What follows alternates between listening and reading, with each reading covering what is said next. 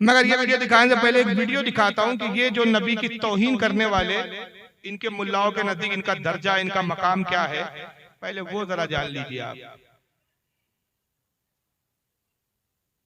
सुनिए, उस जगह जलसा होता है, ये लाल गोला का ही जलसा है, बिहार का जलसा है। ये उसका साथी है मौलवी जर्जीस का, जिसका नाम है मौलवी तौहीद आलम। जरा इसकी बकवास सुनिए। मौलाना जर्जी साहब के तकरीर के बाद कितने लोग हैं, कितने मोहब्बत रखने वाले हैं कि जाओ मौलाना का आने जाने के खर्च के बराबर पैसा हम दे के जाएंगे। अगर नहीं दे के जाते हैं तो इससे बढ़कर इस्लाम की बेइज्जती और क्या होगी। अगर नहीं दे के जाते हैं तो इससे बढ़कर इस्लाम की बेइज्जती और क्या होगी। ये मुस्लिम लॉकडाउन के बाद बिहार की धरती में पहला प्रोग्राम है। इतना बड़ा प्रोग्राम पूरे बिहार में 2020 से लेकर 21 का ये पहला है। 2020 में प्रोग्राम नहीं हो सका था। मैं आपसे यही गुजारिश करके जाना चाहता हूं आपके सामने। अब शहनशाही खिताबत हजरत मौलाना मोहम्मद जर्जी साहब चतुर्वेदी इटावा यूपी तशरीफ ला रहे हैं। आप हजरात उनकी तकरीर को बड़ी दिलजमी, हल्ला ना करें, शोरगुल ना करें, बड़ी शांति के साथ उनकी तकरीर को सुने।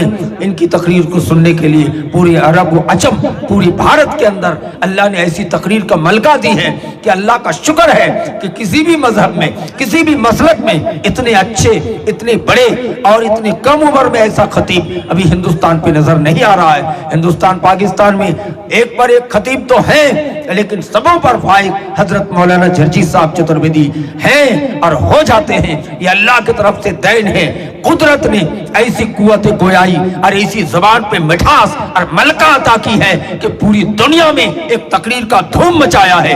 कुछ लोगों ने तो यहाँ तक मुबारक आराई की है कि हजरत आदम के बाद आज तक की तारीख में मौलाना जर्जी जैसे खतीब ही दिखाई नहीं मिलता है, सबूतों में नहीं मिलता है। कुछ लोगों ने तो यहाँ तक मुबारक आराई की है कि हजरत आदम के बाद आज तक की तारीख में मौलाना जर्जी जैसे खतीब ही दिखाई नहीं मिलता है, सबूतों में नहीं मिलता है। समझ रहे कितने बड़े खतीब है। पूरे अरबों अजम में इनके जैसा खतीब नहीं। हालांकि तकरीर तो उर्दू में करता है, पता नहीं अरब वाले कैसे समझ लेते हैं इसकी तकरीर। अरबों अजम में इसके जैसा खतीब नहीं है। और इतने बड़े खतीब है कि हजरत आदम से लेकर, कब से, हजरत आदम से लेकर अब तक ऐसा खतीब पैदा ही नहीं हुआ। बेगैर तो शर्म नहीं आती जब नबी और वलियों की तारीफ करो तो कहते हो कि शिरक हो जाता है, और अपने मुल्ला को इतने चने के झाड़ पे, कौन से झाड़ पे चढ़ा रहे हो यार? हाँ, नारियल के झाड़ पे चढ़ा रहे हो, या वो क्या एक बड़ा लंबा झाड़ होता है आप ही लोगों के, ताड़ी का झाड़ है, ताड़ी के झाड़ पे चढ़ा रहे हो। कहाँ चढ़ा रहे हो? आदम अलैहिस्सलाम से लेकर आज तक कोई खतीब पैदा नहीं हुआ। क्या अंबिया इकराम खतीब नहीं थे? हजरत दाऊद अलैहिस्सलाम का हाल क्या था? जब ज़बूर की तिलावत करते पानी दरिया का थम जाया करता था, आसमान के उड़ते हुए परिंदे रुक जाया करते थे। और यहाँ तक हदीस पाक में आता है कि जब खौफे इलाही में हजरत दाऊद अलैहिस्सलाम खिताब करते, आप हर हफ्ते खिताब किया करते थे। महीने में 4 मौका, 4 मरतबा आप तकरीर करते। और जब खौफे इलाही पे बयान करते और तकरीर खत्म होती, सैकड़ों जनाजे उठते थे। खौफे इलाही में अल्लाह की मोहब्बत और याद में लोग अपनी जानें दे देते थे। दाऊद अलैहिस्सलाम को ख्याल हुआ कि अगर इसी तरह मैं बयान करता रहा, लोग मरते रहे, ऐसा ना हो कि कौम मेरे खिलाफ हो जाए और कहे कि दाऊद तुम तो खिताब क्या करते हो, लोगों की मौत का जरिया बन रहे हो। तो जनाब दाऊद अलैहिस्सलाम ने किया कि हफ्ते में तकरीर करने की बजाय फिर आपने 15 दिन में 1 मरतबा खिताब शुरू कर दिया।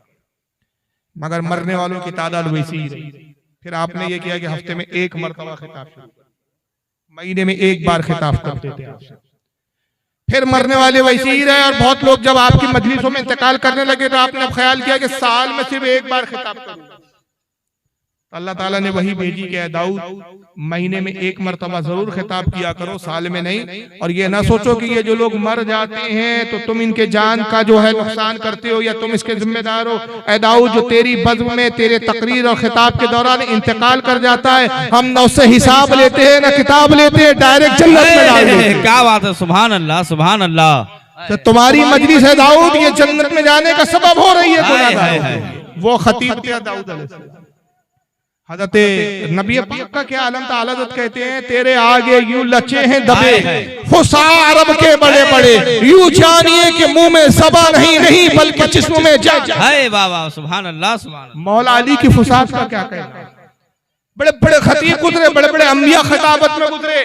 सरकार जब कलाम करते तो लोग सुन के कहते माँ हाजा कलामुल बशर, ये किसी इंसान का कलाम हो ही नहीं सकता। हाय हाय हाय। मगर ये चने के झाड़ पे जब चढ़ाने आए तो कहते आदम अलैहिस्सलाम से लेकर आज तक जमीन पर मौलाना जर्जी जैसा खतीब पैदा ही नहीं हुआ। भाई ठीक है, आपके बलात्कारी बाबा। सुनिए, जर्जी जैसे खतीब ही दिखाई नहीं मिलता है, सबूतों में नहीं मिलता है। कुछ लोगों ने तो यहाँ तक मुबारक आराई की है कि हजरत आदम के बाद आज तक की तारीख में मौलाना जर्जी जैसे खतीब ही दिखाई नहीं मिलता है, सबूतों में नहीं मिलता है। हजरत मौलाना की तकरीर सुनने के सबूत नहीं है, सबूत में नहीं मिलता है, दिखाई नहीं देता है, आज तक ऐसा खतीब पैदा नहीं हुआ।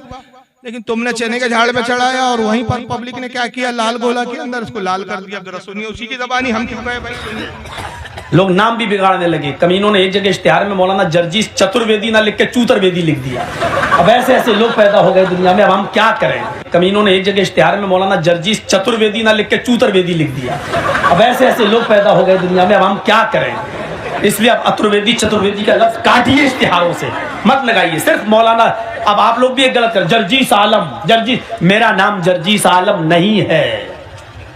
गुस्सा आता है जब जर्जीस आलम देख लेता हूं इश्तिहार में, लगता मैं हूं ही नहीं जर्जीस आलम, भाग जाऊं, भाग। मेरा नाम जर्जीस आलम नहीं है, मेरा नाम मोहम्मद जर्जीस है।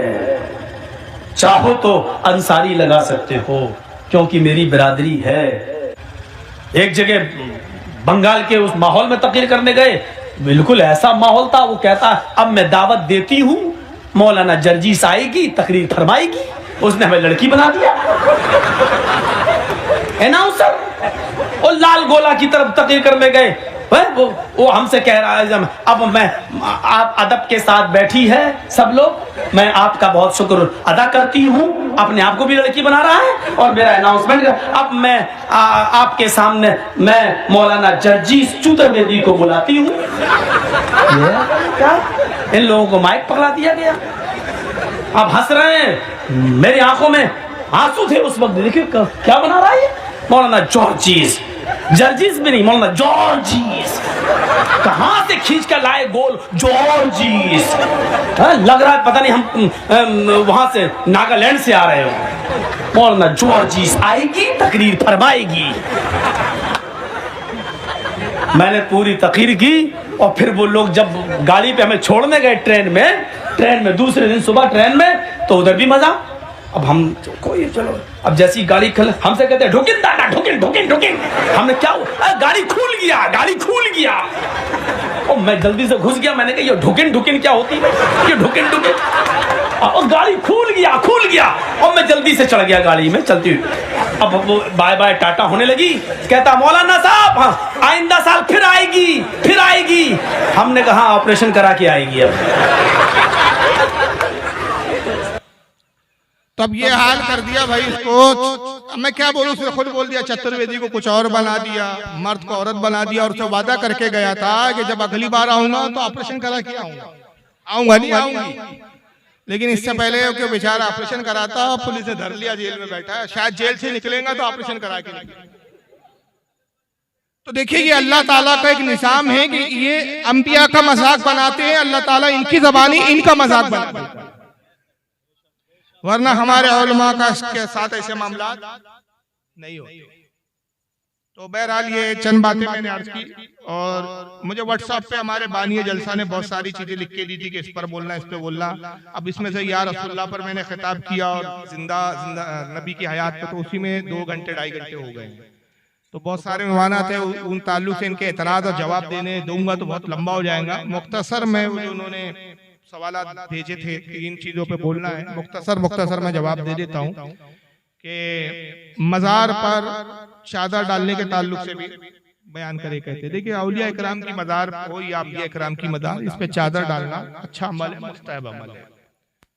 अलबत्ता ये हदीस से अगरचे साबित नहीं है, रसूलुल्लाह के जमाने में इस तरह का कोई रिवाज नहीं था। लेकिन बाद में उलमा और आइम्मा ने कि वली की कब्र और गैर वली की कब्र में फर्क और इम्तियाज हो जाए, इसके लिए चादर डालने का तरीका शुरू किया।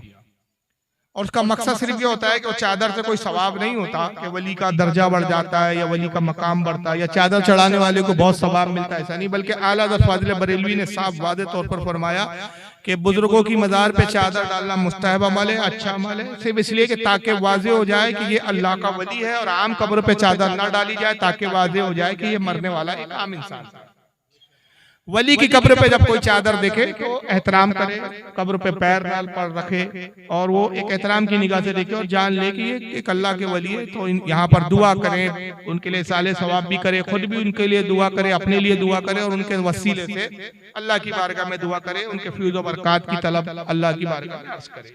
ये मकसद होता है। औलाद फरमाते हैं कि जब तक मज़ार पर एक चादर है, एक चादर होते हुए दूसरी चादर डालना भी जायज़ है। हमारे यहाँ जो रिवाज है ना अजमेर में और बहुत सारी मज़ारों पे लोग सोचते हैं 2 लाख की चादर, 3 लाख की चादर, ये सिर्फ इसराफ है, माल की बर्बादी। चादरों पे चादरें डाल रहे हैं, ये सिर्फ खादिमों का पेट भरता है, इससे उस बुजुर्ग को कोई फायदा नहीं। मुझे बताइए, आप चादर नहीं डालेंगे तो क्या गरीब नवाज का मकाम बढ़ जाएगा? और चादर डालेंगे तो क्या गरीब नवाज का मकाम बढ़ जाएगा? नहीं भाई, गरीब नवाज की शफाअत से करोड़ों लाखों लोग जन्नत में जाएंगे, उनकी शफाअत से गुनाहगार बख्शे जाएंगे, उनको आपकी हाजत जरूरत नहीं है। वो तो आले रसूल भी है, नबी के शहजादे भी है, अली के लख्त जिगर भी है और अल्लाह के वली भी है, गरीब नवाज भी है। तो जब वो दुनिया में गरीबों को नवाज रहे हैं तो इंशाअल्लाह आखिरत में कितना नवाजेंगे। तो उनको चादर की हाजत नहीं। चादर तो सिर्फ एक एहतराम के लिए कब्र पे डालने को। तो ये जो लाखों की चादरें डाली जाती है, इससे कोई फायदा नहीं, इससे बचना चाहिए। एक सवाल इन्होंने ये भी भेजा है, सुन्नी नबी पाक सल्लल्लाहु अलैहि वसल्लम का नाम सुनकर अंगूठा चूमते हैं, इसकी क्या दलील है? तो इसकी दलीलें बहुत सारी हदीसों में आई है, हालांकि मजमूई तौर पर वो हदीसें ज़ईफ है, लेकिन फजाइल में, फजीलत में, तरगीब और तरहीब में, यानी नेक कामों की जिसमें तरगीब दिलाई गई हो, नेक कामों की तरफ अल्लाह के रसूल का हुक्म जिसमें हो, ऐसे मामलात में हदीसों पर अमल जो है वो जायज़ है, मुस्तहब अमल है। अब हदीसों में जैसे आया है, इमाम सकावी रहमतुल्लाह अलैह एक मुहद्दिस गुजरे बहुत बड़े, इमाम शमसुद्दीन सकावी, उनकी अल मकासिदुल हसना किताब है, मुल्ला अली कारी की मिरकात की शरह है, ये सारे आइम्मा मुहद्दिसीन नकल करते, बड़े बड़े मुहद्दिस है कि अल्लाह ताला ने जब हजरत आदम की तख्लीक फरमाई तो अल्लाह ने आदम को खिताब किया कि अबू मोहम्मद, ए मोहम्मद के बाप। तो आदम अलैहिस्सलाम ने अर्ज किया कि परवरदिगार, तूने मुझे अबू मोहम्मद कह के खिताब किया, मोहम्मद के बाप। ये मोहम्मद कौन है जो मेरी औलादों में? रब ने फरमाया तेरी औलादों में होंगे, इनके नूर की तख्लीक में तुझसे पहले कर चुका। लौलाका लमा खलक़तुल अफ़लाक, ऐ आदम अगर इस जात को पैदा करना मकसूद ना होता, मैं कायनात की तख्लीक ही ना करता। इन्हीं के सदके में मैंने कायनात बनाई और बशक्ल नूर मैंने मोहम्मद को अपने कुर्बे खास में रखा। ये जाहिर में तेरी औलादों में होंगे, बातिन में तेरे बाप। ये ना होते तो तेरा वजूद ना होता। तो हज़रत आदम ने अर्ज किया, मौला उस मेरे बेटे के नूर को मुझे दिखा और मुझ पर जाहिर कर। रब ने फरमाया कि आदम अपने अंगूठों की तरफ देखो। जनाब आदम अलैहिस्सलाम ने अंगूठे की तरफ देखा, आपके अंगूठे के नाखून में रसूलुल्लाह का नूर जलवा गया, आपका अंगूठा रोशन हुआ। और जब हुजूर के नूर को देखा, इतनी मोहब्बत दिल में जा गुजरी हुई हज़रत आदम की, मोहब्बत में अंगूठों को बोसा देके आंखों से लगा लिया। वहां से हज़रत आदम की सुन्नत बनी। फिर इस सुन्नत पर अमल जनाब अबू बकर सिद्दीक ने किया। इमाम सकावी कहते हैं कि एक मरतबा सरकार तशरीफ फरमाते मस्जिद में, अबू बकर भी थे और हज़रत बिलाल अजान दे रहे थे। और जब हज़रत बिलाल रज़ी अल्लाह ताला अन्हु अजान में इस मकाम पर पहुंचे, अशहदु अल्ला इलाहा इल्लल्लाह, अशहदु अन्ना मुहम्मदुर रसूलुल्लाह, अशहदु अन्ना मुहम्मदुर रसूलुल्लाह पर जब हज़रत बिलाल पहुंचे तो अबू बकर सिद्दीक ने अंगूठा लिया, चूमा और आंखों से मस कर। सरकार ने देखा, मुस्कुरा दिया। जब अजान खत्म हुई तो आपने फरमाया, अबू बकर तुमने ऐसा क्यों किया? अर्ज किया, या रसूलल्लाह, आपके जद्दे आला आदम ने ऐसा किया, उनकी सुन्नत मैंने अदा की। जब आपका नाम आया, उन्होंने आपके नूर को देख के बोसा दिया, मैंने आपके नाम को सुनकर बोसा दिया। सरकार खुश हुए, फरमाया कि जो मेरे साथी, मेरे रफीक, मेरे महबूब अबू बकर ने किया, मेरी उम्मत में से जो कोई अजान में मेरा नाम सुन के ये अमल करे, उसकी ता हयात आंखों की बीनाई जाए नहीं हुई। तो उसकी बरकत यह है कि आंखों से नाबीना नहीं होता जो रसूलुल्लाह के नाम को चूम कर आंखों से मस्त करता है। तो ये हदीसों में इसका जिक्र है, लेकिन मैं अर्ज कर दूं कि अगरचे हदीस सनद के एतबार से ज़ईफ है, लेकिन ज़ईफ है, झूठी नहीं। और ज़ईफ हदीस पर अमल तरगीब में और तरहीब में और सवाब की जहां बशारत है, उन चीजों पर उस पर अमल जायज होता है। झूठी हदीस पर अमल की जरूरत नहीं होती। नबी पाक जिंदा है, तो ये तो मैं बता चुका हूँ जर्जिस का। कुछ फिरके सऊदिया को दलील बनाते हैं, अब इसके लिए तो बहुत लंबा किताब करना पड़ेगा। सऊदिया देखिए हमारे लिए कोई सनद नहीं है, सऊदिया के बादशाह सनद नहीं है, सऊदिया के उलमा सनद नहीं है, सऊदी अरब किसी हदीस की किताब का नाम नहीं है, याद रखिए। सऊदी अरब कुरान का नाम नहीं है। मुसलमान दुनिया में कहीं भी रहे उसके लिए दलील क्या है? कुरान और हदीस, सहाबा का अमल, रसूलुल्लाह का। मैंने इब्तिदा यहीं से की थी कि अकीदा वही तस्लीम किया जाएगा जो अकीदा सहाबा और रसूल के अकीदे से मैच करता हो। अगर वो सहाबा और रसूल के अकीदा ना हो तो उस अकीदे पर, उसको अकीदे के तौर पर कबूल नहीं किया जाएगा। अब सऊदिया में ऐसा होता है, अब सऊदिया में तो शराब भी पी जाती है, तवाइफों पे नोट भी निछावर किए जाते हैं। अब तो सऊदिया का हाल हो गया है कि अभी फिलहाल जो किंग बैठे हुए वहां, सलमान नाम के किंग सलमान, उसने सऊदिया में इतनी आजादी और इतनी छूट दे रखी है कि माज़अल्लाह फिल्म थिएटर भी वहां खुल गए, जबकि वहां फिल्म थिएटर पहले नहीं थे। अब फिल्में भी दिखाई जा रही है, डांस के क्लब भी बना दिए गए हैं, शराब खाने भी बना दिए गए शराब पीते, बल्कि ऐसे वीडियोज आए कि ताश के क्लब बनाए गए या जुआ खेला जा रहा है, वह हरम का इमाम बैठ के जुआ खेल रहा है। हरम का एक साबिक इमाम है जो पहले इमामत करता था, काला सा है, उसका नाम अभी ज़हन में नहीं आ रहा, वो उस वहां पर बैठ के जुआ खेल रहा। जब उससे पूछा गया, इंटरव्यू लिया गया कि भाई ये तो आप शरीयत में जायज नहीं, तो कहता है तफरीक के लिए जायज है, इसमें कोई हर्ज नहीं।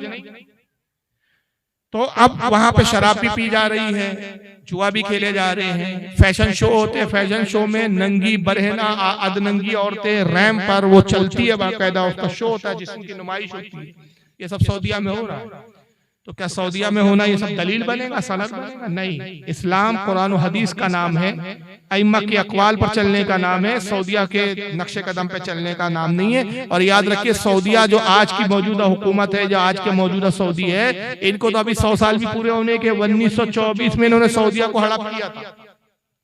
पहले वहां तुर्की हुकूमत थी, सुन्नियों की तुर्की हुकूमत को हटाकर ये वहां काबिज हुए। 24 सितंबर 1924 में इन्होंने कब्जा किया और अभी 2023 चल रहा है, यानी अभी आने वाले 24 सितंबर को 100 साल हो जाएंगे इनके कब्जे को। तो इन्होंने जो इस्लाम को अभी दिखाया है ये 100 साल पुराना है, और हम जिस इस्लाम को मान रहे हैं, जिस पर चल रहे हैं, वो 1400 साल पुराना है। इसलिए कि हम कुरान और हदीस और आइम्मा की दलीलों को लेते हैं। तो जो लोग सऊदिया को दलील बनाते हैं वो एक नंबर के अहमक और बेवकूफ। और अगर वो कहते हैं कि सऊदिया में होता है इसलिए तुमने भी वैसा करना चाहिए, तो फिर आप शराब पीजिए भाई, हम हमारे नजदीक तो हराम। तो बहरहाल सऊदी हमारे लिए कोई मेयार नहीं है। कुछ फिरके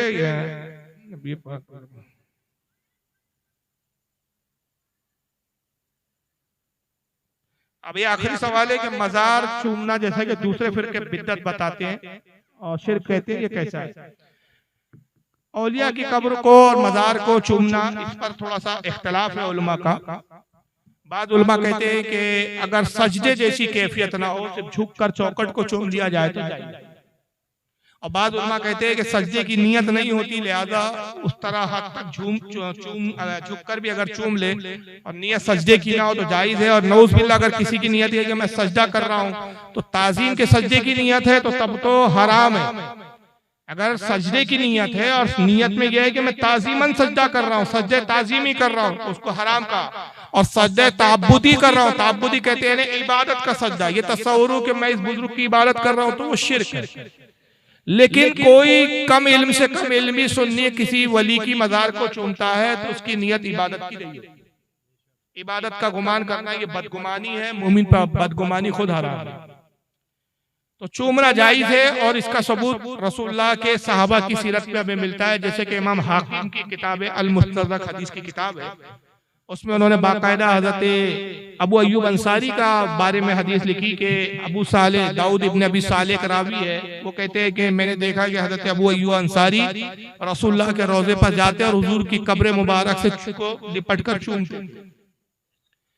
इसी तरह बहुत सारी किताबों में जैसे अदबुल मुफरद में इमाम बुखारी वगैरह ने लिखा है कि हजरत अब्दुल्लाह इब्न उमर की आदत करीमा थी कि वो रोजे रसूल पर हाजिर होते, जब सफर पे निकलते हुजूर के रोजे पे जाते, सलाम करते, अपने वालिद के कब्र पे जाते, सलाम करते, अबू बकर की कब्र पे आते, सलाम करते, और फिर मस्जिद में आके हुजूर के मिंबर शरीफ को चूमा करते थे, बोसे देते थे।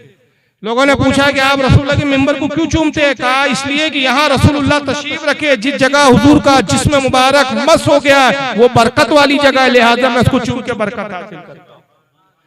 तो मिंबर को चूमना, सरकार की कब्र को चूमना, ये सहाबा के अमल से साबित है। और जो अमल सहाबा का रसूल से साबित हो वो औलिया के लिए उम्मत का अमल साबित हो जाता है।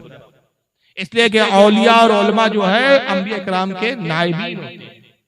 जैसे हम उलमा के हाथ चूमते हैं, कोई पूछे भाई आप आलिम के हाथ क्यों चूम रहे, तो दलील क्या दी जाती है कि भाई सहाबा रसूलुल्लाह के हाथ चूमा। तो इसलिए कि जो अमल रसूल के साथ सहाबा का था वो सुन्नत बन जाता है। और अंबिया, औलिया और उलमा चूंकि हुजूर के वारिस हैं, नायबीन हैं, उनकी औलादों की तरह, लिहाजा इनके लिए भी वो चीज साबित हो जाती है। तो बहरहाल कब्र को चूमने में हर्ज नहीं है, अलबत्ता सजदा नहीं करना चाहिए। सजदे को हराम फरमाया हमारी शरीयत में, जायज नहीं है, पिछली शरीयत में जायज था। इस ताल्लुक से मेरा एक बड़ा तफसीली बयान है। वो कब्र को सजदा करता है मुशरिक है, ये बयान का नाम है। आप नेट पर जाइए, इंटरनेट पर, यूट्यूब वगैरह पर, वहां से भी डालिए वो कब्र को सजदा करता है मुशरिक है, बाय फारूक रज़वी। बयान पूरा आ जाएगा, 1.5-2 घंटे का बयान है, पूरी दलाइल हदीसों के साथ, कुरान के दलाइल के साथ पूरा बयान उसमें मौजूद है। अल्लाह ताला आज की इस बज़्म को कबूल फरमाए।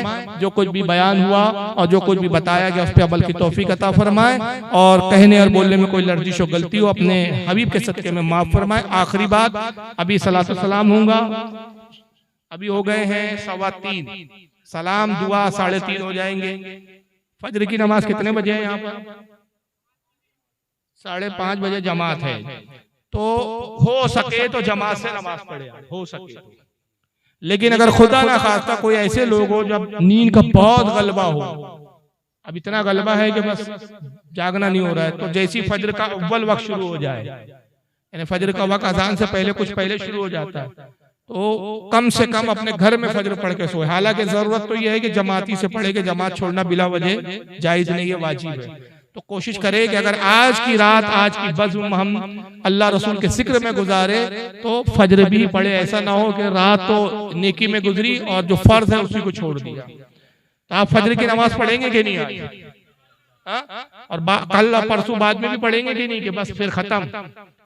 जलसे का असल फायदा यही है कि बंदा बाअमल हो जाए, अमल की तरफ उसकी रग़बत हो जाए। अल्लाह ताला हमें शरीयत पे चलने की तौफीक अता फरमाए। व मा अलैना इल्लल बलागुल मुबीन। चलिए, क्या प्रोग्राम है? कुछ आपका चलना है? आपका क्या आ गया? आपका प्रोग्राम है, आप प्रोग्राम के हिसाब से चला